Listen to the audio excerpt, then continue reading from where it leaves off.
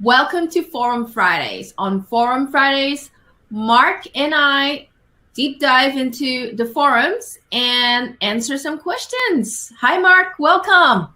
Hi, everybody. Happy Friday. Happy Friday. What's going on at the forums, Mark?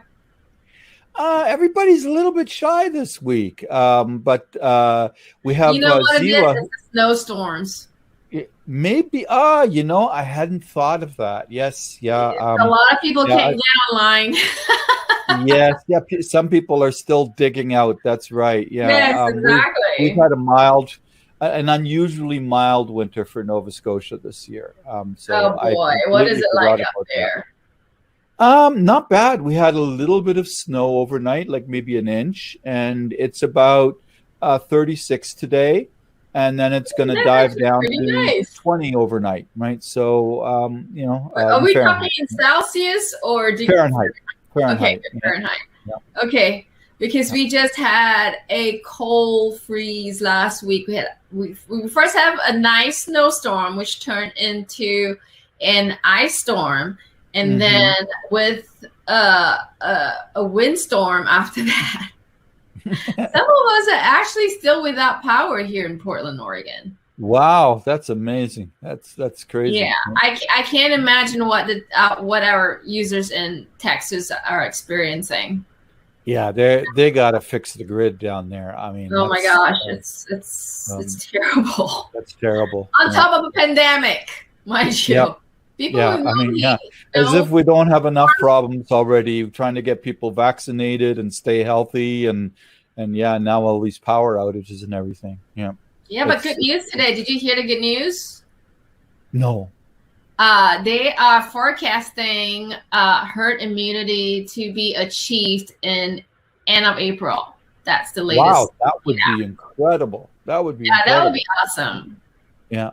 That would be just awesome. Hopefully, right, people take their vaccines and, practice. Yeah, we've had a bit of a delay in terms of the quantity of vaccines available. There's been some sort of scheduling issue with Europe and production and all these kinds of things. But they are vaccinating everyone who is, like, all the nurses and doctors and everyone over 80.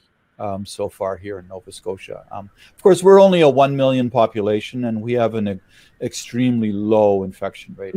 Yeah. Over here, we've done anyone above 85. We've done teachers, frontline workers. Frontline workers, yeah. Yeah, actually inmates too.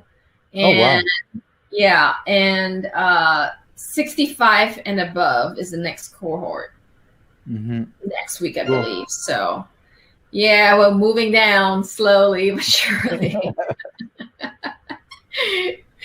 Okay, so back to the forum. What is going on there? What kind of questions? So there's a discussion that our friend who's always been an active member of the forum, Ziwa, has piped in on, and it's about asking if there was any correlation between adding calcium propionate to the dough and seeing bubbles on the bread and deforming, that the bread is not square, is the user was commenting. And Ziwa commented that he believes it's probably under fermented, that they're not either not bulk fermenting enough or not proofing enough. And it sounds a bit to me like a proofing issue too. When the dough is not proofed enough, it'll pull in and pull away from the pan, and you won't get the square edges and things like that. And the bubbling sounds to me like it might be too much oxidation. If there's too much ascorbic acid on the dough, if they're buying a flour that's treated already and then adding ascorbic acid pills, they could be overdosing, because it's good manufacturing practices. There's no harmful limit of ascorbic, but it's as you can see, if you put too much, that's a quality issue, right? So that's one of the conversations, and would love to hear more from other members' experience. Did anybody ask about his fermentation systems? Is it like do you know if it's a straight dough or sponge and dough? Nope, nobody. We need to kind of maybe dig out more what because sometimes sometimes in straight doughs where there isn't enough fermentation, the calcium propionate actually dissociates and becomes ineffective, and that's why pH is really important when you dose calcium propionate. I mean, we have a lot of that information on the CalPro page. I hope he can. I'll have to link that to him so that he knows. Absolutely. Yeah, if it's a straight dough, then that could happen as well. So so hopefully the community should be able to help him out. Yeah, that would be great. I have to see the community help. Provide some feedback and input and things and. And the other one was here. What did I have here? Oh, let me open that window. Sorry, I lost my window. There we go. The other one was... I believe I have a question. SAPP-40, that's right. Yeah. Baking powders. Yes, this ties in with I'm trying to work on a podcast for the Baked in Science for chemical leavening as well, and so there's a question about replacing SAPP-40, and so that's part of your baking powder system or your leavening system, and SAPP is an acronym that we use in the industry. It's SAPP, and it stands for sodium acid pyrophosphate. Phosphates are a group of different acids that are used as leavening acids. And with SAPP, there's a few different ones. There's SAPP, I think the lowest one is like SAPP-8 or something like that. And then the most common ones we tend to see is 20, 28, and 40.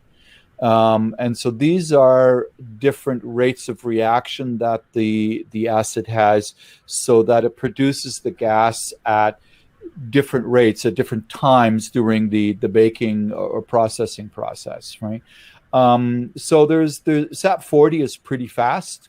So you could use a lot of different things to replace that, all the way up to tartaric acid, which is, or cream of tartar, which is really quick and direct. And another one that is often used is monocalcium phosphate. And that one is pretty good too. The slower rate of reaction is often misunderstood, but people have been shying away from a lot is sodium aluminum phosphate, which is SALP. And because of the word aluminum, people think it's going to cause... I don't think that's an option sometimes for people. And there's various different ones out there, and it's often, if you're in a producer situation where you are using these components together with sodium bicarbonate as your leavening system, I'd always advise to work with your phosphate supplier because they have a lot of technical resources to be able to provide you, and sometimes they have ready-made blends that are ideal for your situation. Because if you're making a cake donut versus a yeast donut versus a pound cake or a high ratio cake, they're all different leavening systems.